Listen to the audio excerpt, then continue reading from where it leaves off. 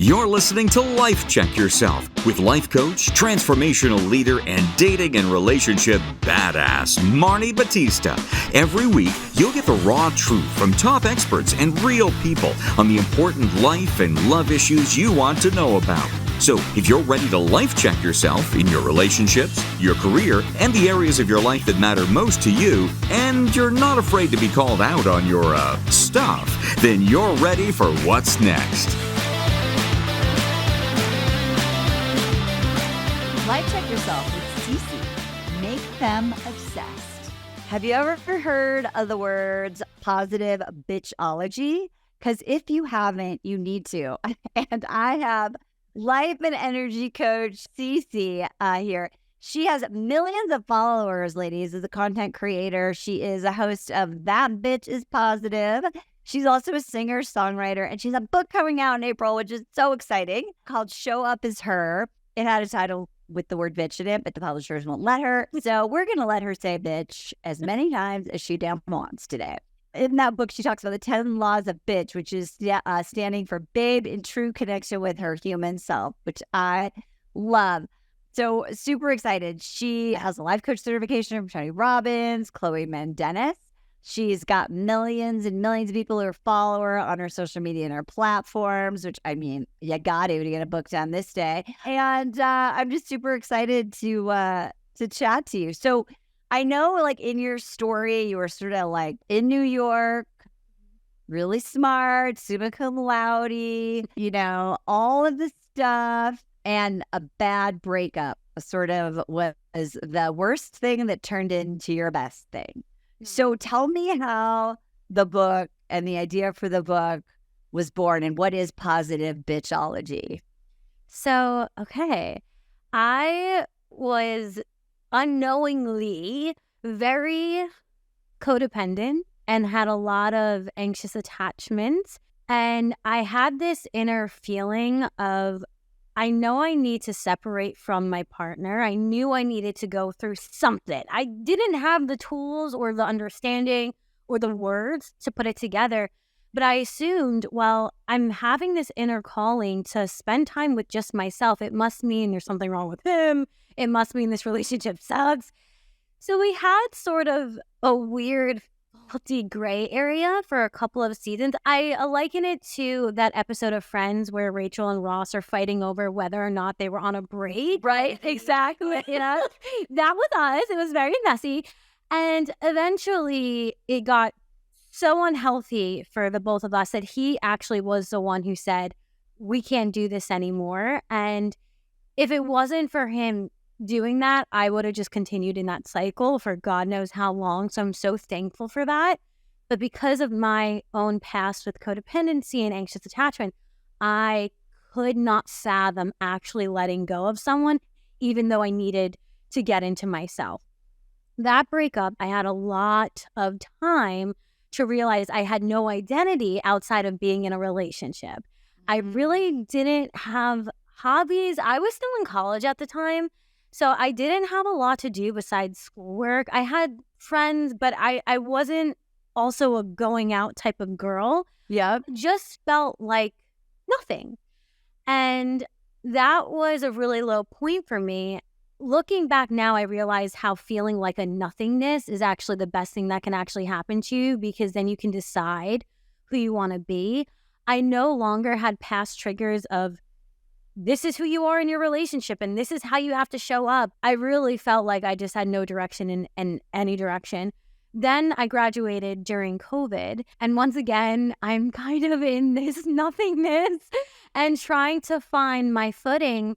And I went to a therapist actually, and she just said the sentence to me, I think you can transcend this. I want you to read the book, The Power of Now. So I went to the bookstore, I got The Power of Now, and I started reading it. It changed my life. And from that point on, I just realized that where I was in my life, I didn't like my body. I didn't like the state of my friendships. I didn't like my life. I just hated everything. I took total responsibility for where I was in that season. And I said, if I had the power to get me here unconsciously, I wonder what I have the power to do when I actually use my conscious mind. And from then, I started to post on TikTok. I started just speaking about myself very messily. I didn't know much of what I was talking about. I was just kind of saying, I'm spiritually awakening. I have no idea what's going on, but this is what I'm feeling and thinking and seeing. And then I ended up becoming a certified life coach. I started reading all of the books. I started growing a podcast. And eventually, I put it into positive bitchology, which is the study of being a babe in true connection with herself or human self. And thank you. It's all about just how to connect back to yourself and let go of all the outside triggers, whether it's a boyfriend or your school or whatever it is, all the labels, and go back home to who you truly are, unbecome who you are not, and step into who you came here to be. I love this so much. So first of all, I think you're amazing. I think you're probably my middle daughter's age. And I just love that you like have this whole book and this brand. And I just think fucking awesome.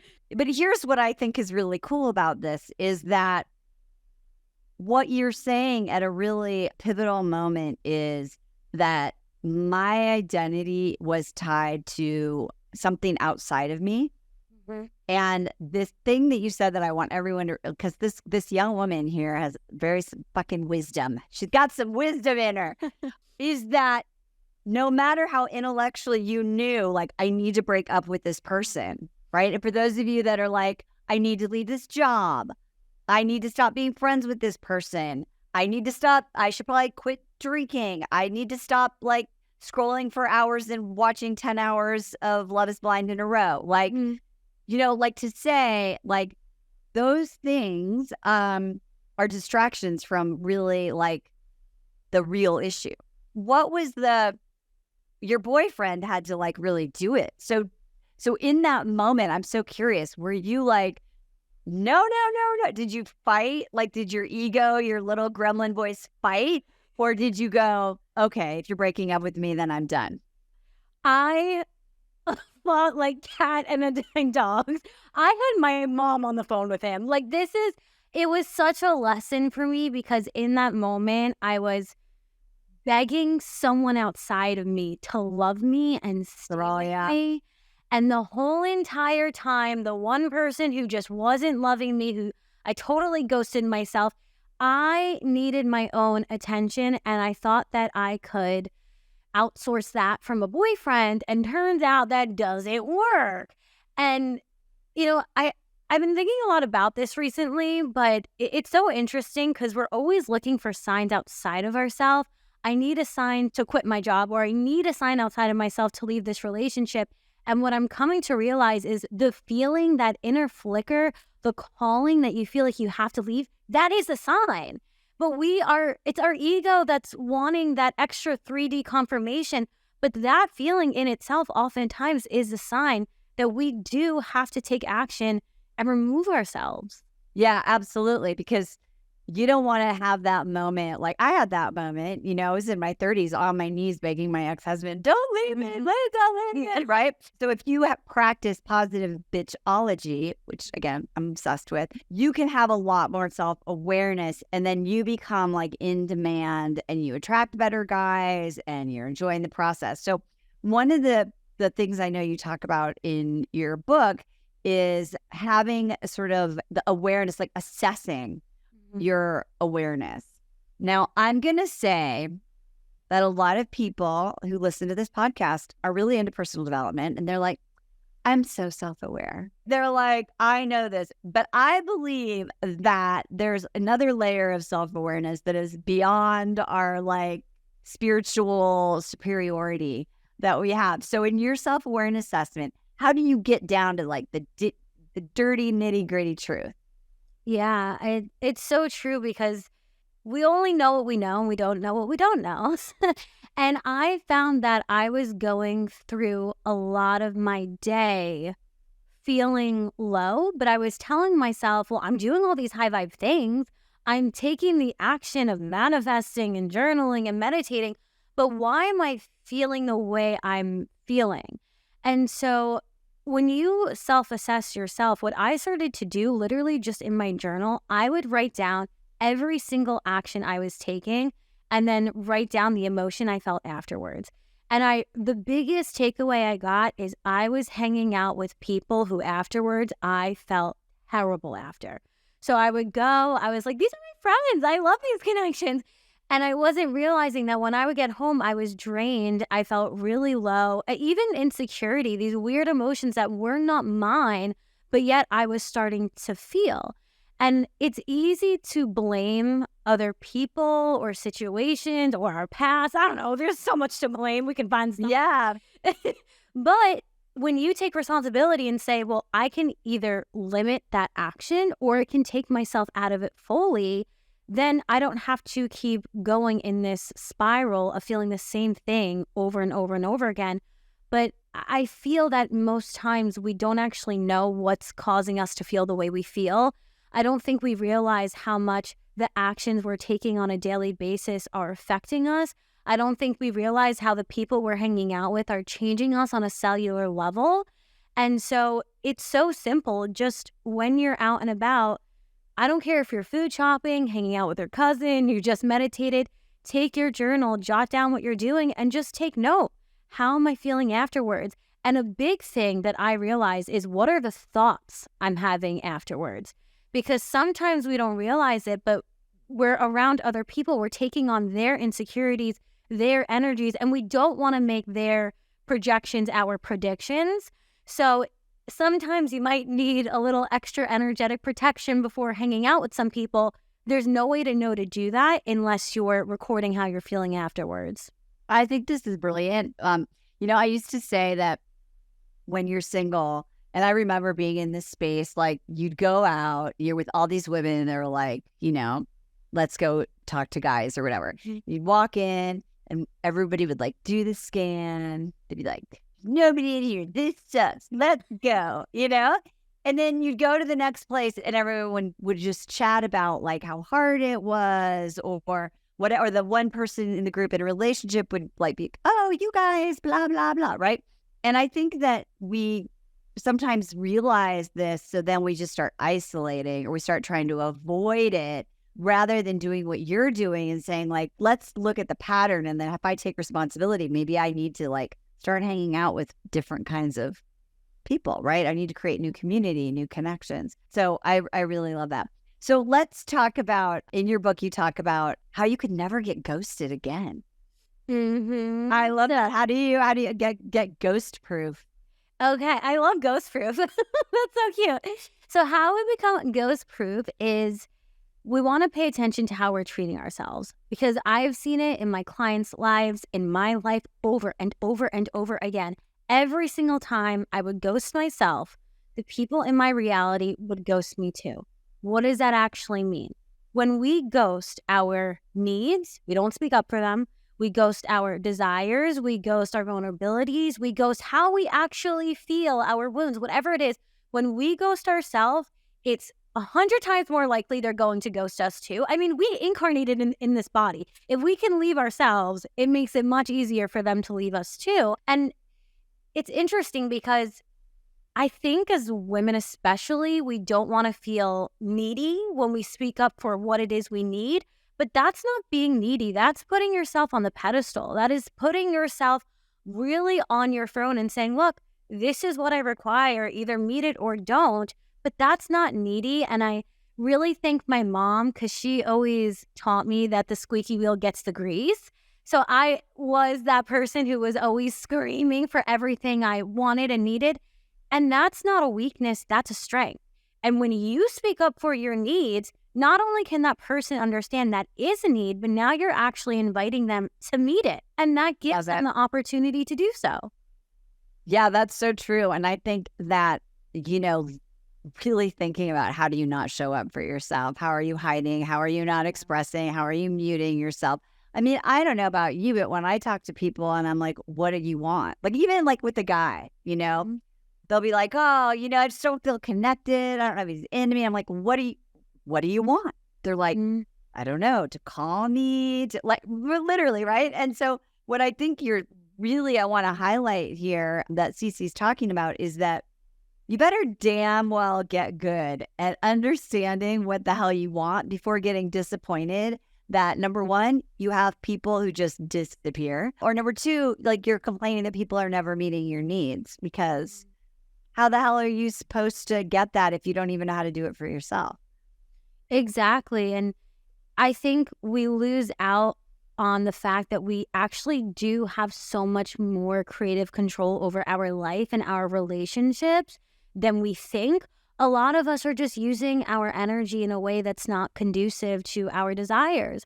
So we're getting into a relationship and we're telling ourselves, basically, we're body bouncing and we're seeing ourselves from their perspective. And we're saying, well, do they like me? Should I manipulate myself so they like me? Should I say this? Should I do that? And the whole entire time we're focused on, how is this person seeing me? Instead of even asking ourselves, do I like this person?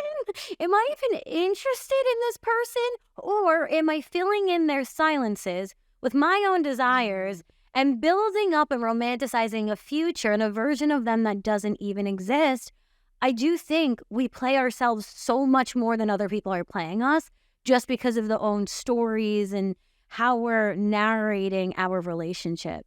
This is that part where you hit that rewind button and you go back 10 seconds and you just hear what Ciicii said, because that is the truth, in my opinion. Oh, shit. Busted.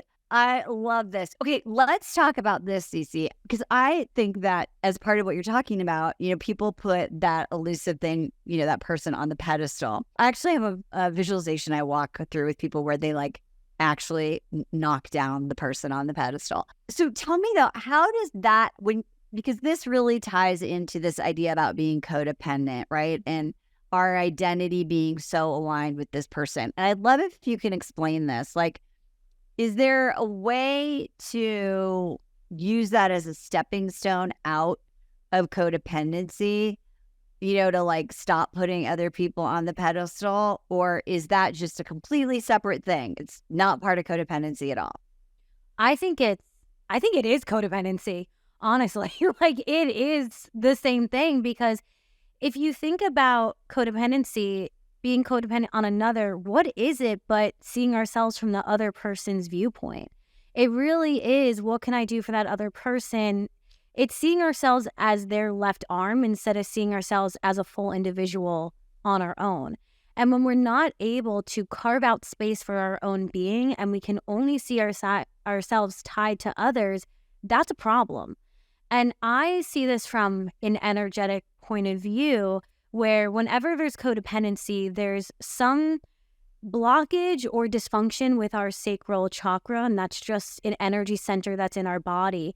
And I would practice every single day to put myself on the pedestal. I would practice saying, I lovingly and peacefully call all of my power back to me now. And I would visualize the person I was pedestaling. And I would visualize my white light energy leaving their body, going back into mine from the top of my head all the way down into my sacral chakra to rebalance it. And I would do this with my mom. I would do this with partners. I would do it with exes, even friendships, bosses, coworkers. It does not matter. If you feel like you're perceiving yourself from someone else's point of view, call your power back to you. And I think that some of us feel we don't have the strength to see ourselves as an individual. And I think that's because we're so depleted because we've already given out all of our energy.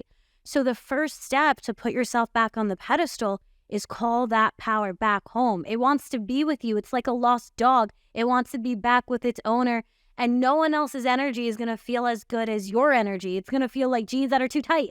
So you have to call back your energy. I love that. And, the visual that I was getting, because I was thinking about, when you make yourself small, we were talking about ghosting, right? And then you're putting everyone else bigger than you. When you call back your own energy, it's like you supersize yourself, and it's almost like you knock them off of a bigger pedestal just by becoming big, becoming all who you are. And I think that's such a great exercise to not just think it, but embody it, which is huge, right? Yeah, absolutely. It's with codependency and being on your own pedestal, another common theme is just focus. Where focus goes, energy flows. So if I'm constantly focused on other people, once again, I'm giving out all my energy, whether I'm thinking, are they liking me or am I doing this right? If you can just lower the volume on focus you have for others and raise the volume you have on self-focus, what am I feeling right now? What do I think? Even your physical body, what are you sensing? What am I touching? What am I hearing? What am I tasting? What am I smelling? Even just literally placing your spirit back in your body through self-focus will help you, because now instead of just taking a cup and throwing that water on someone else, aka giving them your energy, you're hydrating yourself. Your energy is here. Your focus is here. Okay, this is another common theme, is even boundaries not for other people, but for yourself. Because for me personally, if I don't have something to literally do with my time and my space, I will be thinking, what is that person thinking of me, or what do they need from me? So I set up non-negotiables for myself. And this could be hobbies, activities. It could even be career stuff that you're really passionate about. But having these things in your life that, regardless of who comes in and out of your life, you have non-negotiables that are yours. And these things require self-focus. So there's no way you can be chasing them with your energy when your energy is in your own body and you're focused on you. So that is also another little tool to help you stay in your own body. That's amazing. Ciicii has, looking at her site, she has a 21-day breakup glow up challenge, which I love, because when you talk about that, bringing your energy in. And so let's talk about consistency, right? So if you're trying to break a pattern like that's ingrained in your neural pathways, right? Like if it's codependency, people pleasing, I mean, they're all kind of part of that. But we'll talk about consistency. Can you just be like, okay, today I swear, I'm going to do Ciicii's sacral meditation. And then tomorrow be like, oh, well, that didn't work. That's not positive bitchology. So can you talk about the importance of consistency, and how long does it really take to glow yourself up? Mm-hmm. So I always like to say, you don't even want to be interested in change. You have to be committed. Yeah, girl. At the end of the day, this life, it's your adventure. And you get to choose however you want it to unfold. It is certainly up to you. And so with that power comes great responsibility. And it does take repetition. It does take repeating something. It does take consistency. But okay, it's going to be hard either way. It's either going to be hard because you're going to you'll put the pedal to the metal now, or you're going to have a harder time because you're going to delay the healing and just keep repeating the same patterns. And part of my 21-day breakup glow up challenge, the first day literally is signing a commitment letter to yourself, a contract with God, with your spirit team, with yourself, with the universe, that you are committed to this journey and you're not going to give up on yourself. I also think, especially when we're going through a breakup, if they're going to give up on us, and maybe they're not, but if they did, do not give up on yourself. Right. Exactly. I always say, don't let other people steal your joy. Mm-hmm. Oh, God. Don't let them do it. Don't let them do it. Because they're just a human rando who came in. I mean, I love your perspective, because I tried to say that to everyone, and I have made that my mantra. These things that are the worst are really the best, because if this forces you to break that pattern, deal with your shit, heal your relationships, find self-love, then that dude was the best thing that ever happened to you.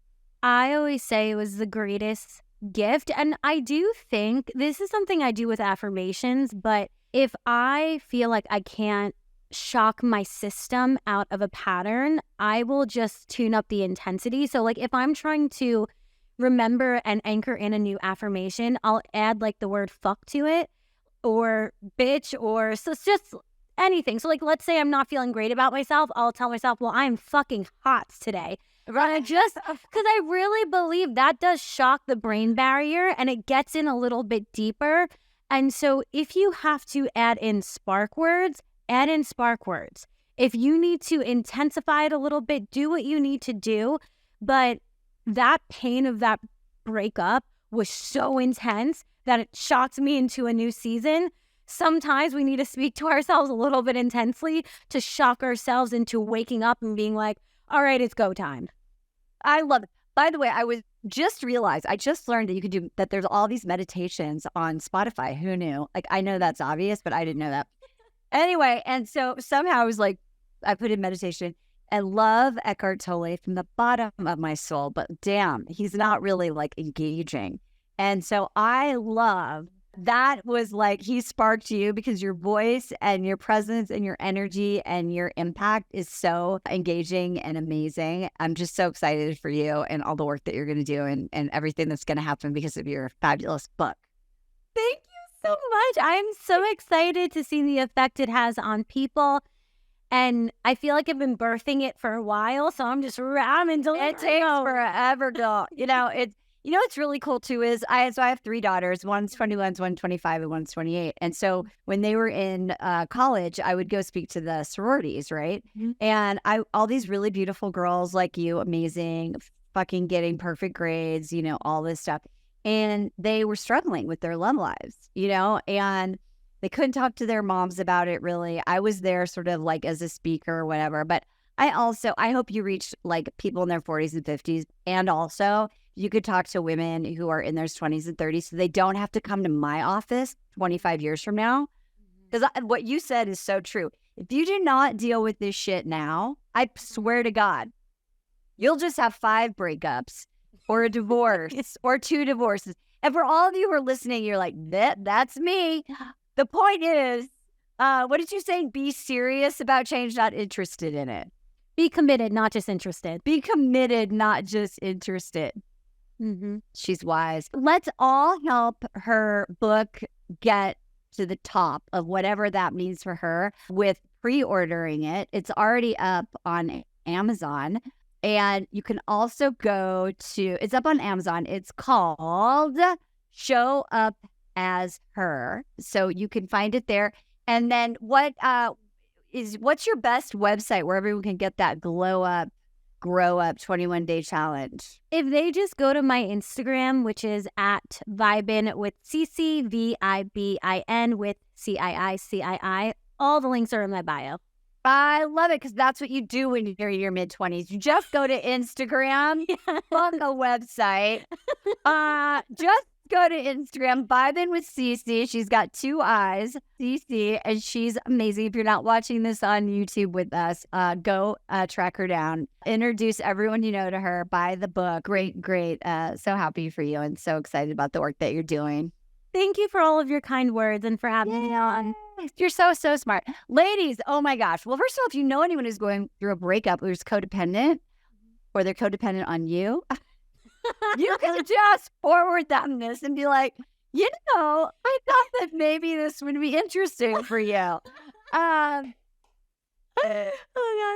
It's so true. Just a little texty link. It'll work. An email, a DM, and make sure that you re-listen to this because the name of the show is Life Check Yourself. And Ciicii came up with a lot of little exercises you can do, some steps you can take right now so that you can start implementing it so that you are, in the words of the great pioneer of helping people with codependency, Melanie Beatty, so that you are codependent no more. We will talk to you soon. You can follow me. I'm on Instagram too. I don't have 2 eyes in my name though, but I do have an underscore. Marni Ciicii _ and you can find I am old, so you can also find me on Facebook. We'll talk soon. Whatever you do, life check yourself. See you next time. Bye. Hey, thanks for tuning into today's show. So if being in an intimate relationship in which you feel 100% seen, heard, and accepted by a high caliber man is a priority for you right now, and you're interested in seeing if you're a fit for working with me and my team at Dating with Dignity, here's what I want you to do. Just head over to DWD VIP, that's D as in dating, W, D as in dating, VIP.com, and book a call to speak with my team. We'll get on the phone with you for about 60 minutes and you'll get crystal clear on what's stopping you from finding true love right now. We'll also take a look at what you want to create, what you want your whole life to look like when you're able to finally be fully expressed as a woman in a healthy relationship with an incredible guy. And if we can help you get from where you are right now to where you want to be, We will show you the fastest path possible that makes sense for you to do that. We help smart, successful women all over the world solve this one missing piece in their life so they can finally have it all. So to see if we can help you do the same thing, head over to dwdvip.com. I'm Marni Battista, and let's talk soon.